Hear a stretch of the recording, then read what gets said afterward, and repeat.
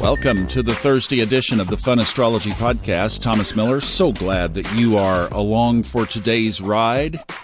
You know, sometimes here we take a look at a positive aspect and figure out how to ride that sucker, right? It's like, we've got a good tailwind, let's roll. And then sometimes like now, we have to look at a more shadowy situation and come up with coping skills. We have to think about how are we going to handle the challenging aspect, and then how is the collective, or how are the people around us going to handle it? Friends, family, spouses, partners, coworkers, etc. But this is where astrology gives us such an advantage, especially looking at daily transits like this, because we just know the kind of baked-in energy that is likely to be around us in the collective. Specifically, I'm still talking here, and I don't want to beat a dead horse, but I do want to drum this in, and we are going to have to visit it a few more times. Sun and Mars in Scorpio, conjunct. They're not conjunct yet, but they're close enough by anybody's game. And yes, we do have yesterday's offset of Venus having entered Libra, and today's moon at 3 o'clock in the morning Eastern enters Libra. So that does give us a nice relief. Venus is in there all the way until early December. So we do have the love planet in its love home. No other direct aspects today, but here's what I'd like you to take a look at. If you want to see this, set up a chart with the daily transits and put the sun right at the horizon. Whatever house system you use is fine. Just put it right near the ascendant. It's probably in the northern hemisphere at least going to be something around 7:15 a.m., something like that. Then, if the software you're using does this, click it one day forward at a time. And first of all, click up through, so Thursday, you're starting today, and then you go Friday, and then Saturday. Oh, we have things getting a little bit closer, and we're approaching a new moon on Monday. And if you click up to Sunday and then Monday, you'll see that even though these other planets have left, Mercury by then will have left and moved into Sagittarius, Venus has entered Libra, but right there in order, you'll have the moon, the sun, and Mars in Scorpio. Ladies and gentlemen, that is a lot of tension right there. And you'll notice that the sun and Mars are getting closer, but then keep clicking.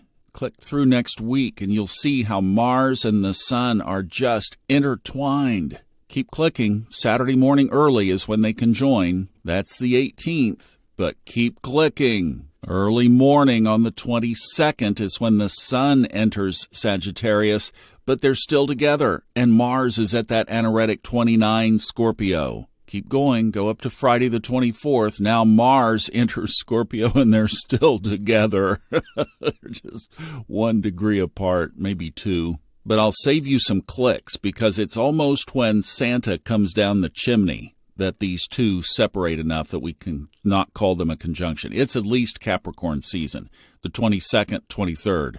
Now, I've been seeing this, as I've mentioned, in the readings that I've been doing. Had one on Tuesday, 2 degrees apart. She said, oh my, oh yes. And we talked about openly, just brought it out and laid it on the table as it's okay. I've just become so sensitive to how our society has anesthetized us down to nothing, where saying I have this always-on internal conflict that never really goes away, and that's not okay.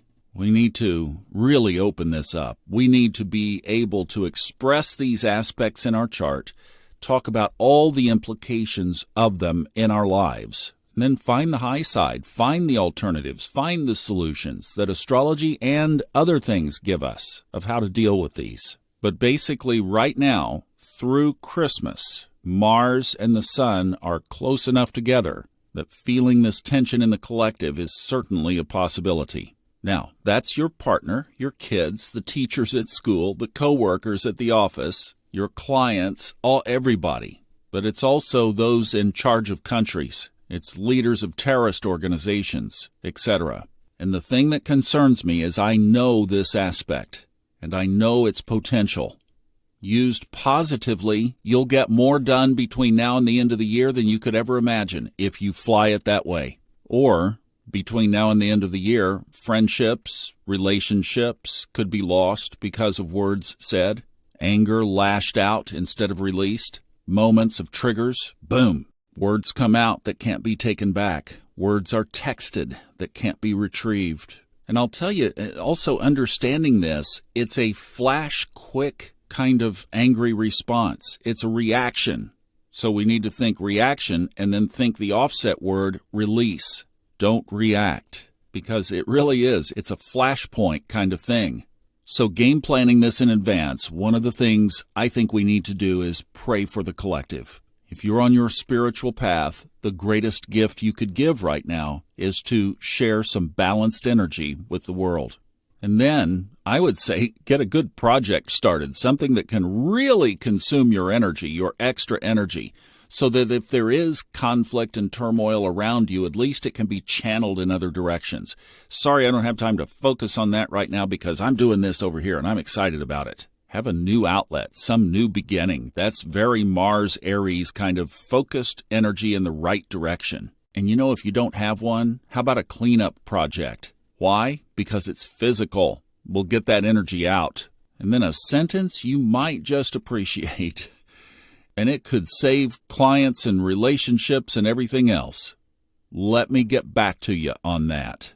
Get really good at putting some distance between the trigger and the reaction. I say that again because Mars is all about action. So you're going to want to send the text. Don't. You're going to want to react against the news. Turn the news off. Let it pass. Partner says or does something, again, let it pass. Don't react. Release. Then with that little bit of gap after you have released, so now the energy is out of you, get down and knock out 10 push-ups real quick. Do something physical. Go for a quick walk. Do something to release that physical energy.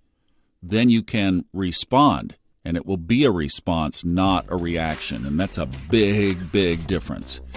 Okay, I'm talking about this because it's been a part of my own life and my own spiritual journey to understand it, to deal with it, to come up with positive solutions. So I've done what I can do to manage my own. Now we're in it collectively, and I just want to help get us through this because it really is a powerful, powerful aspect. And you see by clicking through the chart how closely they are tied together all the way into December. All right, big hugs, big, big hugs. And I'll see you back for TGI Friday tomorrow. Love you. Bye-bye.